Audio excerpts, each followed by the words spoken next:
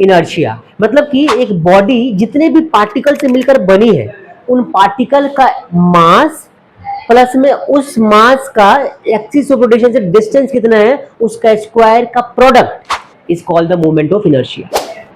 और एक नहीं, सभी पार्टिकल्स सबको सम कर दो, the sum of products of the mass individual masses which contribute to the body and the square of the distance from the axis of rotation is called the moment of inertia of a body।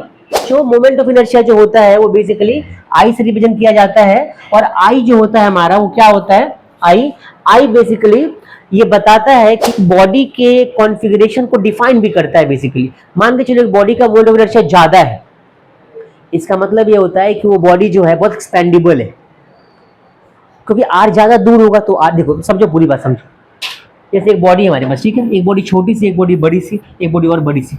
अब मैं इसका आई निकालूंगा तो इसकी आई, मान लो ये body ए है, ये बॉडी बी है, ये बॉडी सी है, तो आई ए मान लिया, इसका क्या मान लिया आई बी, इसका क्या मान लिया आई सी। तो आई ए जो होगा ये बहुत छोटा होगा, आई बी क्या होगा इससे बड़ा, और आई सी क्या हो जाएगा सबसे बड़ा। क्यों?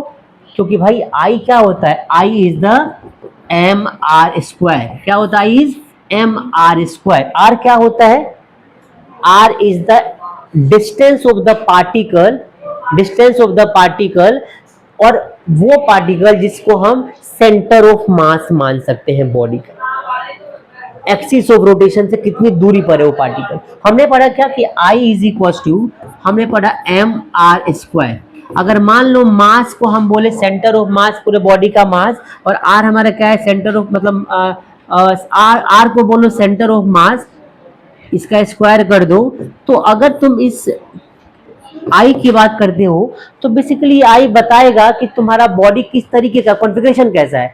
आई ज्यादा तो बॉडी एक्सपेंडेड है, बॉडी फैली हुई है, आई छोटा बॉडी छोटी है।